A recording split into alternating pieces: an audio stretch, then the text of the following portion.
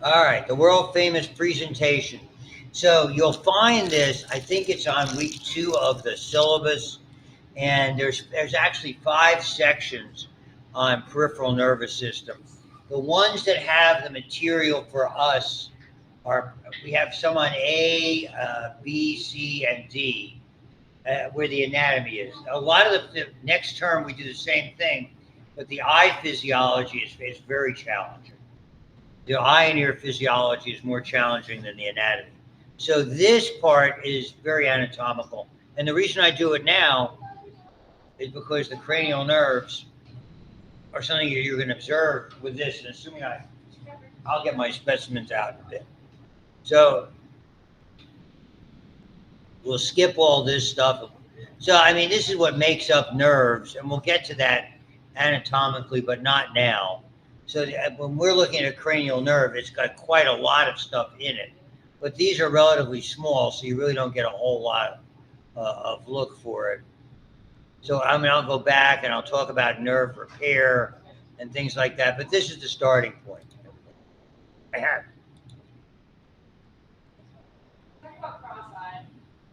Whatever. So yeah, I see. I was just going to make my filter kicked in, so I didn't say something tacky. No, go ahead. Let it fly. No, no, no. No, let it go. These days I can't do that. I'd be in trouble. Well, you started it, so. I no, no.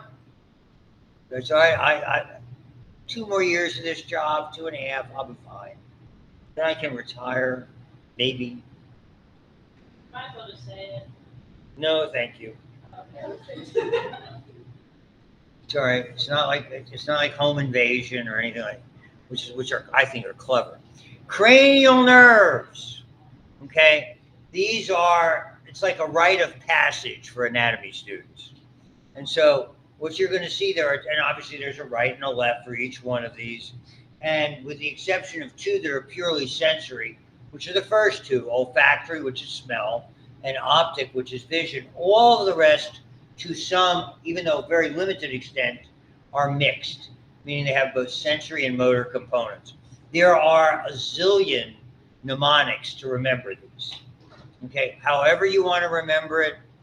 This is that. Look, whenever you have an exam on this, and the next exam will feature these in lecture as well, is you write down, like at the very first, you write down, you remember your mnemonic, or you just remember the names and write them down. So you just go olfactory, optic, oculomotor, trochlear, blah, blah, blah. You go through those 12 and just write them down on the test, because you can write on the test paper. But everybody does. Do it. You know, if you're allowed to write on the test, that's what writing on the test is about. To write down stuff that you know is going to be on it, and you're going to remember. And there'll be quite a bit of stuff from this particular area. So whatever you would, it's none of those are. I don't care about your trusty truck. As far as I can see, the trusty truck can truck itself. Whoa. See, Whoa. she's recording this to report me. So you can say that, but you can't say what you're going to say. That's right. That's correct. So this is the classic view that you will see. So you're actually going to get a little bit of this looking at, and it depends on the quality of the specimen. I'm not guaranteeing anything. But they start, and we go from top to bottom. This is the inferior or rostral view of the undersurface of the brain. And the sheep brain is similar, but the structures are much smaller. You will see the olfactory nerves and the olfactory bulbs, which lie under the frontal lobes, adherent to them. You'll see the optic chiasm. So that's the optic nerve, is where it's sort of cut off, because that's the part that's going into the eye. And you have the chiasm where it crosses over and then continues on. Then underneath that, you have the oculomotor nerve that is there, very important. You have the trochlear nerve, the very, very famous trigeminal nerve, the abducens nerve, and you have facial, you have vestibulocochlear, and then finally glossopharyngeal, vagus, spinal accessory, and finally the hypoglossal nerve, the last of them. Those are the 12 to remember. So they have a nice little chart, not entirely accurate, might I add, because as I said, there is always sensory or motor function. With the exception of these two, which are purely sensory without motor, everything else is mixed. So, for instance, the oculomotor and trochlear nerve, what they have, these are the proprioceptors. Look, the oculomotor controls and the trochlear control extraocular eye movements. So they move your eyes side to side, up and down. You know if your eyes are pointing up or sideways, right? That's the sensory aspect of those nerves that we'll talk about extraocular muscles very shortly. The trigeminal has both fairly easy. Again, the abducens is 3, 4, and 6 are all, and I have a nice little way to remember what they do. The facial nerve has both. This has both. When they talk about vestibulocochlear, when it talks about hearing, we this room is a perfect example. You have that stupid humming sound that goes on, and to some extent you tone that out a little bit. So you have the ability of adaptation to certain sounds. If it's very loud or if it's very irritating, we sort of, our bodies are able to modify that. That's the motor function of making you're less sensitive to particular sounds, or and particularly more so with loud sounds. And then all the rest of these you're going to see. The idea of sensory function, again, the accessory nerve, shrug your shoulders with that. You know if you're shrugging your shoulders. You know if your head's turned sideways. I do. And I guess you do too. And hypoglossal, you know if you're sticking out your tongue. Same to you, buddy. Can you roll your tongue or your... Yeah. Huh? No, I can't do that, buddy. But I can... The tongue rolling is a dominant trait. Oh, like just like that. Yeah. So 80% of us. I love those. You know, hitchhiker's thumb, that kind of stuff. Freckles, hair on your... Yeah. Just saying. All right. So without any further ado, we are going to do this. So olfactory is the easiest. Part of what your difficulty is vis-a-vis testing is you not only need to know the nerve and what it does. Olfactory is smell. It's where it exits, or for that matter, enters. Motor or sensory would be where does it enter into the cranial area of the brain. And that's why when we talked about the bones, we learned about the cribriform plate of the ethmoid bone. It has tiny foramina called cribriform foramina. It sits on either side of that crista galli, those bulbs. And what comes out of those bulbs or comes into those bulbs are the sensory nerves that are providing olfactory function, your sense of smell. So here you can see the foramina and the cribriform plate. You can see sitting on the cribriform plate are the olfactory bulbs. Those are the ganglia where the sensory cell bodies are located, and the olfactory nerve itself is bringing it back in. That is the only one that really goes into the cerebral area, and that's the basis of smelling salts. When we use, in order to, if you're going to, the whole idea of these 12 are called a neurological survey. For years, they used to do that on the sideline in football games. Now they have that blue tent that they take, individuals in and determine whether they're in concussion protocol or not, because you can at least block out some of it. It's a little easier to conduct that evaluation. In a hospital environment, if you do what's called an H&P, where physicians call it history and physical. So when you do the history, you're taking history. The physical is your evaluation, and you'll write down 2 through 12 intact. That means the cranial nerves. The assumption is that number one, sense of smell, is something we typically don't necessarily test all the time, but you might want to do that. The idea of smelling salts is you can't test the other nerves unless the person's awake to respond to your asking them to stick out their tongue, for instance. So smelling salts using a very sharply aromatic substance. Normally we use spirits of ammonia for that very distinctive. There are other things that you could use testing. Think of anything that has a distinctive smell. And if the person's able to discern what it is, then the first cranial nerve is intact. If it's not, and why this is useful is when there's been trauma. Concussion would be one part of it. But in a traumatic incident, a lot of times it's a broken bone. that's preventing a person from moving their eye in a particular direction or being able to stick out their tongue, that type of stuff. So it gives you an idea where the defect or the damage might be. That's the idea. So the fancy term is called anosmia, means you can't smell. And we've had a little bit of that vis-a-vis COVID, with a lot of people with smell and taste, which are interrelated, having lost that sensation. And exactly how that occurred with regard to COVID, I don't have an explanation. The optic nerve is simple. I mean, they'll sit there on the sideline and go, "How many fingers?" If you get over, typically it's one hand. So if you get over five, there's a problem. Typically double vision. So the nerves are sensory. They come from the retina, something we'll learn about in this unit. And it really is just a brain tract. And by and large, they crisscross. 90% of the fibers cross over. And that's that thing we call the optic chiasm. Sitting right on top of that cella turcica. Why it's such an important area in your skull, and sitting on top of that is the major blood supply that I told you about, that we'll learn more about, called the circle of Willis. So, and those tracks, the optic nerve at the chiasm becomes the optic tract toward the thalamus, and then finally the radiation goes to the visual cortex.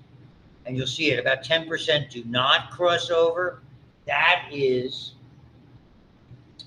basically to provide us what's called stereoscopic vision.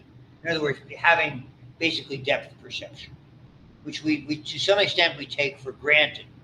But and it doesn't preclude somebody from functioning. If you have a patch over your eye, or you've lost the side of an eye, or you've lost an eye, okay, then effectively you can still drive a car. You just have to learn to do certain things.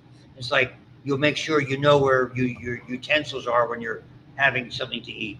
You'll learn as to where signs are and signposts are. As you repetitively, so you typically, it's almost a learned skill. My brother-in-law, phrase, it's actually my sister-in-law's husband. That's not the same as a brother.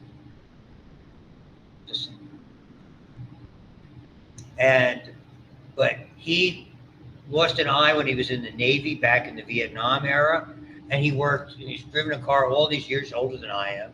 He worked here in the Moon Township Water Department. They lived in Moon their all the time. They've been married for 40 years. Not too far from school here.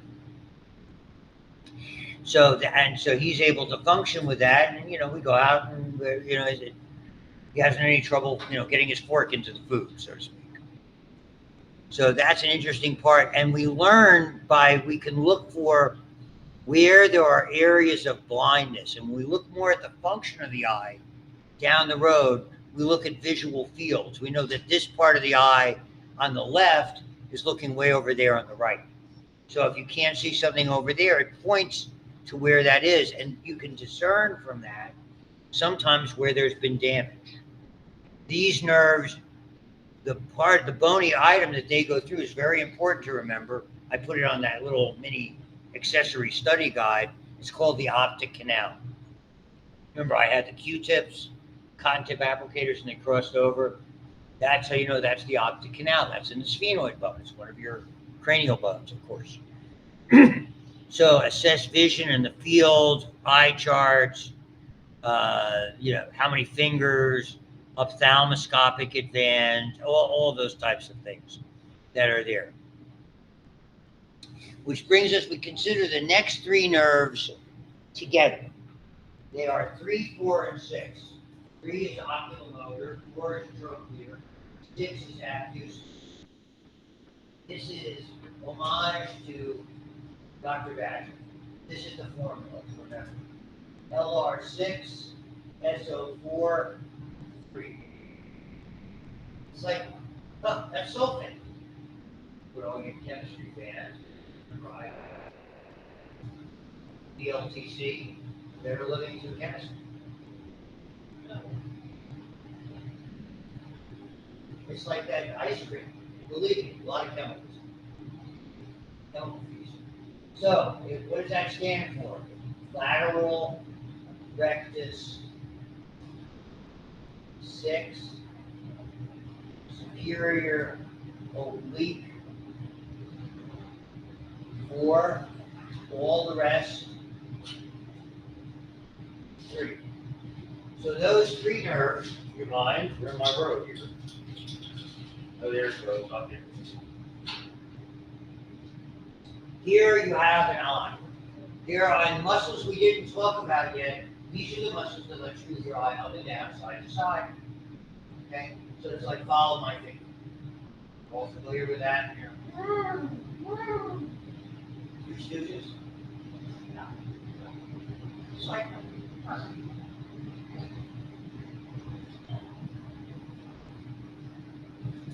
see, you guys actually read. I haven't heard because you know what I'm talking about. The Horowitz brothers from the Lower East Side. Morris and Jerome's Curly, Sam and Shem. Morris as well. Harry Feynman, their cousin from Philadelphia. They get rid of somebody. Yeah, I know, the Curly guy. Curly. Shem was originally in the group. He didn't like all the travel and running around. And so he left and then came Jerome or Curly. Curly. But he died young of a stroke. Yeah. In 1948. Straight.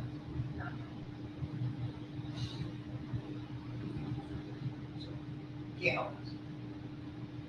Moving on. And then Joe Besser and then Joe Dorita became the later editions of Curly Joe or Joe. So we have an eyeball, we have a nose. We have 6 muscles that control eye movements. They're called extraocular muscles. 4 that are straight, they're named rectus. Superior rectus, lateral rectus, inferior rectus, that's the arm, and medial rectus. You have 2 that come at an angle. They're obliques. So you have superior oblique and inferior oblique. They all get there. The nerves that supply them all come by that gash in your orbit. So when you have an orbital fracture, we start looking at that, called the superior orbital fissure. That's between the greater and lesser wings of the sphenoid. So the oculomotor is the 3rd nerve. It's the main player. So other than the superior oblique, which we'll get to, serviced by 4, the trochlear nerve, lateral rectus by 6. They use Roman numerals on our test. I just use regular numbers. So, you know, as long as you know the number, I'm happy. You don't have to go back and look at your Roman numerals. Okay, and all the rest are 3. Also, 3 is the first of these that have parasympathetic. 4 of these have parasympathetic function. And previous illustration said ES. Parasympathetic in this context means glandular activity. 3 is a rather distinctively large cranial nerve, as you should see on the shape of the section. And it is really significant because it's one of the ones we test all the time. That's the nerve. Not only does it involve those other 4 muscles other than the lateral rectus and the superior oblique, what it does is the nerve from when, so we have one in here. When you have something like that, so you know, if you're doing an assessment, lights out, you bring it in from either side, both pupils, and you get used to what's fast or slow or normal, should constrict because you're bringing light. When you take it away, they should dilate. So that's the normal pupillary light reflex. That's controlled by that ciliary ganglion. When we get to the eye anatomy, you will see that. That's actually controlled. But we'll get to that too. The other thing you do is without the light on, you take, you know, a pen or a pencil and typically with an eraser and go, follow this with your eyes. You bring it close to somebody's nose, and their eyes will constrict as well as they'll sort of point towards it to get closer to your nose. That's called accommodation. So the acronym that we use for this is PERLA.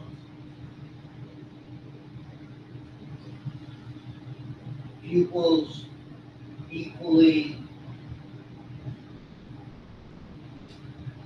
react to light and atomic. So what you're doing is you're testing for a variety of things. Is there damage to the eye? Is there orbital damage? Is there damage in and around the superior orbital fissure, et cetera, et cetera? Okay, so all of those things, raising the eyelid, directing the eyeball, the parasympathetic function of the iris and the lens, because when you're doing that, your lens is altering. When your pupils constrict, your lens changes shape. And we'll go into that more in the physiology, but a little bit of the anatomy. Here it is. Now, by this time, we're already down. Remember, the optic nerve goes into the thalamus, so you're in the diencephalon. All the last 10 nerves are all going in the brainstem. This is midbrain. Okay, ventral midbrain passes through superior orbital fissure. All the functions that are there is parasympathetic. Examine the pupil shape, test light reflexes. You saw the pen light.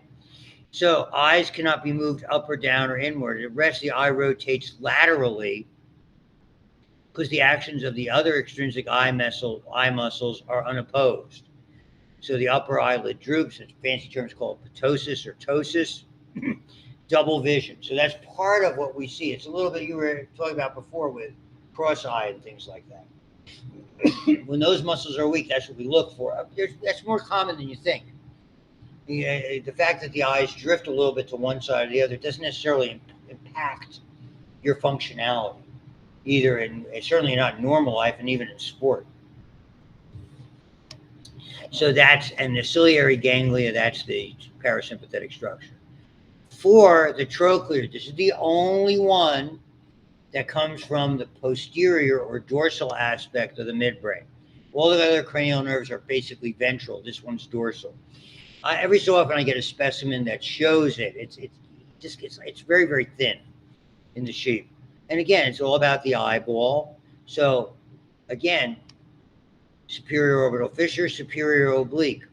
So what happens is damage to the trochlear nerve results in double vision. And what this effectively does, this oblique, it rotates the eye sort of down and out, inferolaterally, with its pull. So normally it would bring it up. When it's not working, the eye's going to go down like that. And so you test it all, and it's the same thing. You're testing it with all of those, with moving the finger around that are there. And I'll skip trigeminal and I'll come back to it, of course. The abducens, the last, this is lateral rectus. So it strictly does one thing. It brings the eye to the outside, laterally, this way or that way, depending on which eye. So if it's not working, the eyes are going to drift medially, one or the other, depending on what's affected. So it innervates, and now we're already now at the bottom of the pons. The midbrain was 3 and 4. The trigeminal is about half to 2/3 of the way down the pons. This one is already at the bottom of the pons, almost at what's called a pontine medullary junction. Still superior orbital fissure. And again, lateral rectus. In abducens nerve paralysis, the eye cannot be moved laterally. At rest, the eyeball rotates medially, as I was saying. So it's an internal strabismus or kind of cross-eye. Here's the one you need to know a lot about, and I'll give you the same spiel again. It's right here. Trigeminal neuralgia, known as the suicide disease or tic douloureux. This is the malfunction that affects a limited, excruciating, painful, considered to produce the most excruciating pain known, stabbing pain seconds to a minute, relentless, hundreds of times a day, brushing teeth, passing breeze, has something to do with this very large ganglia, which there's 3. That's where it gets the name trigeminal. There's 3 rather large ganglia that are compressed because they're right against the skull, right about, kind of go from their nose back right about to there. Okay? There's a lot of things to treat it, and not any of them work. And unfortunately, my wife has this condition. She has to take anywhere between 3 and 6 carbamazepine, which are known as Tegretol, which is a anti-seizure drug that, for reasons unknown, helps, and thankfully does help this condition of hers, to the point so severe that we were walking, the first time I saw it in full action, at least 10 years ago. We're walking at Costco in Cranberry, which is up on a little rise. And where she's next to me, and all of a sudden I look back as I don't hear footsteps, and she's on the ground. It's very greasy up there. Grease hit her in the face, straight down. Times where 2 or 3 weeks she couldn't eat anything. The pain was so intense. I mean, I tried to drag her to the hospital, she wouldn't go. That's a whole other issue. So just to give you an idea, this is absolutely horrible.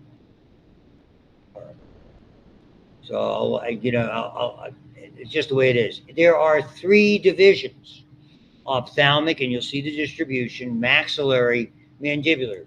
Roman numeral is 5, so we have called V1, V2, and V3.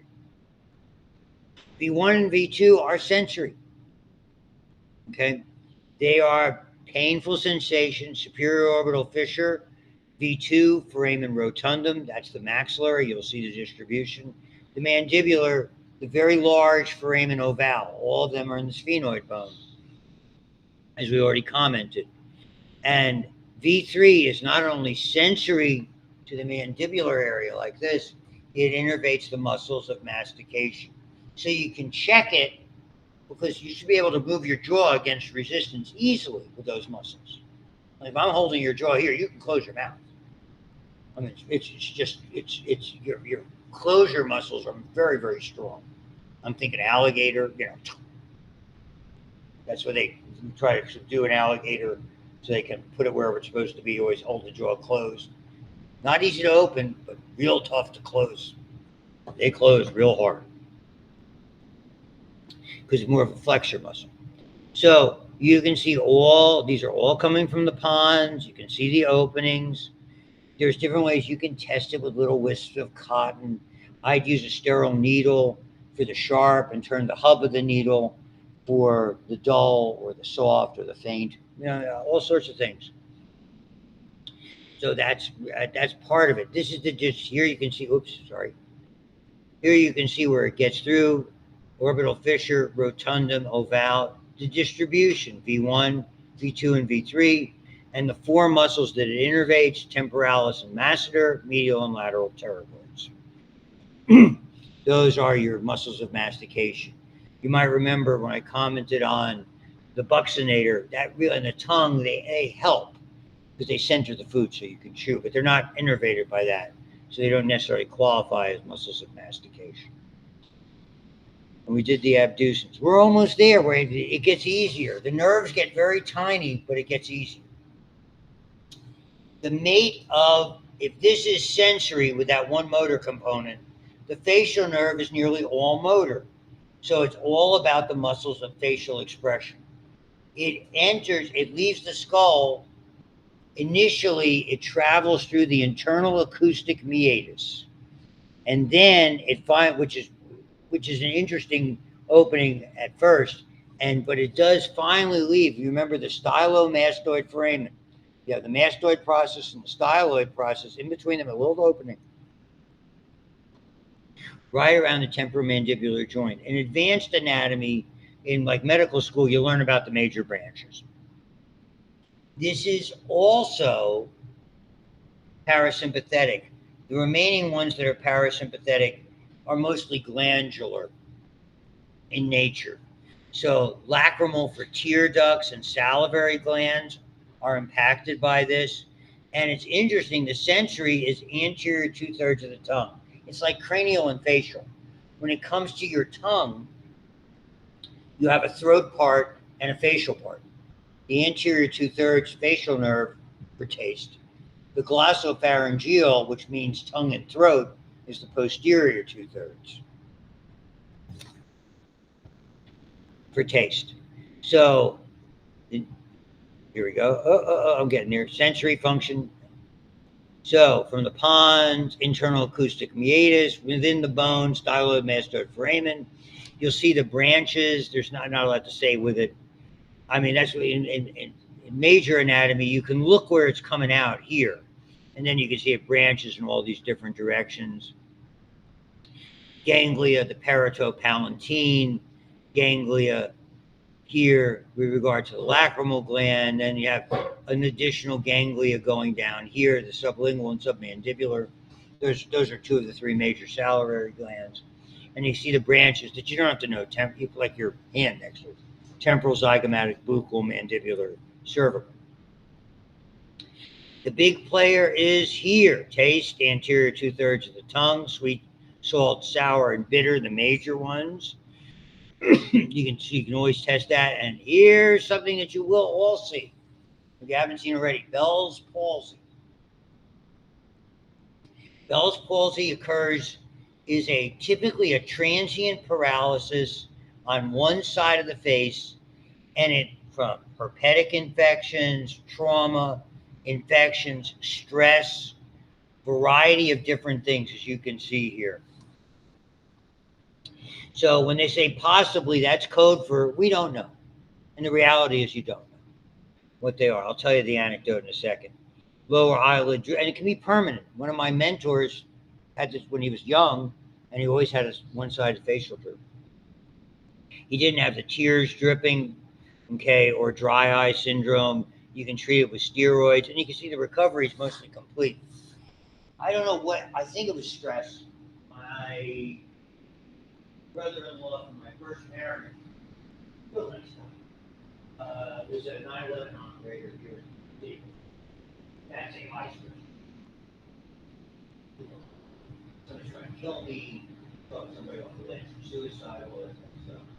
And had more to do with the stress than what he did with the stress.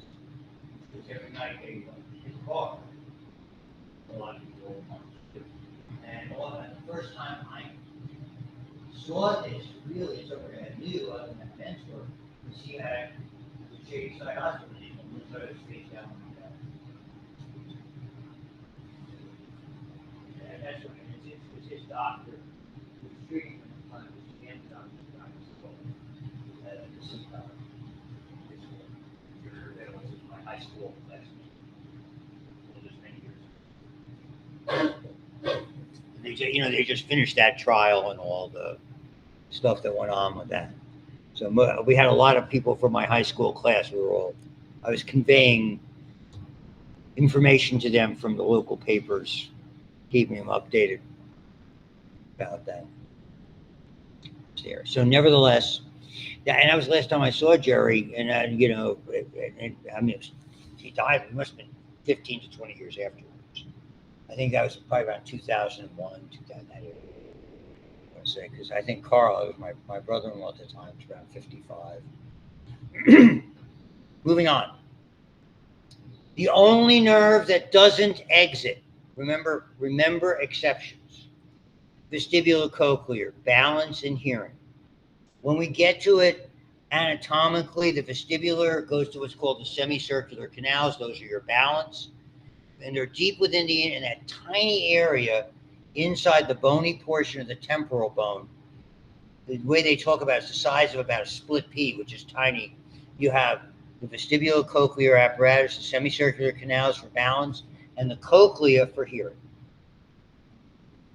So it goes through the internal acoustic meatus and it doesn't exit, with the exception of adapting, again, to like loud sounds or repetitive sounds, or moving around a lot, where some people can, they aren't as bothered by it like I am. Okay, they used to call it the auditory, but we know it's both. It's actually two nerves wrapped in one. That's very similar to like the sciatic, which even though it's named as one nerve, there's actually two individual nerves that are wrapped together. And here they are. It doesn't exit. Here's the semicircular, and we'll get to all the anatomy of this, and the cochlea when we get into that, which is in this section. And you can see it here. Semicircular canals are kind of like think of it as like a carpenter's level. If you want, that's always the analogy I use. And again, dizziness, eye movement, and we see a lot. You see a lot of the eye movements when you have that. It's called nystagmus, and it's kind of weird. It's almost like when people move their head too quickly, all of a sudden their eyes will start. Yeah. Pardon me? I think so too. Yeah, you're right. They measure it by a thing called calorics, which they used to do originally pour hot and cold water into your ear, It would trigger that. And then they used hot and cold air, and then they went back to water. Weird. Yeah, that is, and when you see that, it's kind of like, whoa. It's like kind of like the eyes are a slot machine, and they're, not that you guys would know slot machines.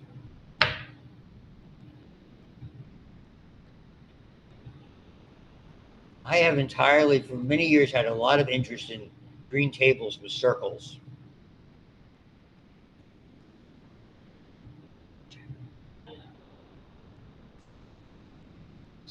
Too many years.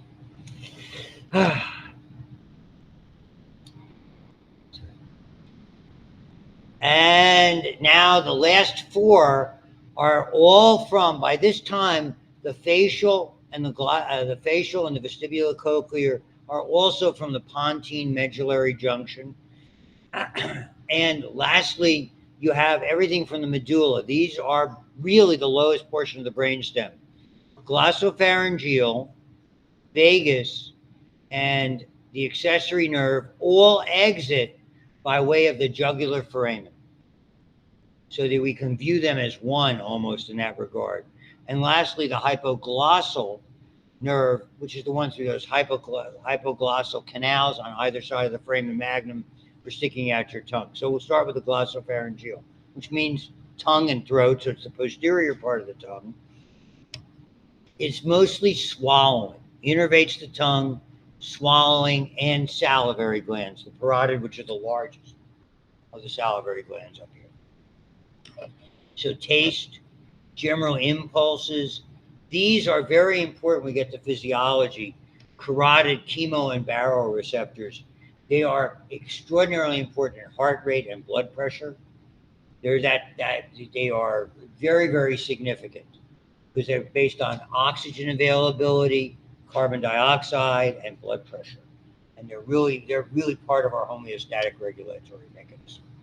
So jugular foramen, it's mixed. And this is, you look at the uvula, that part that kind of hangs down in the back of your throat. Gag and swallowing reflexes are one way that you could test that, because normally if you insert a sterile tongue blade, somebody's going to gag, if you're trying to do a throat culture. So injured or inflamed impairs swallowing and taste.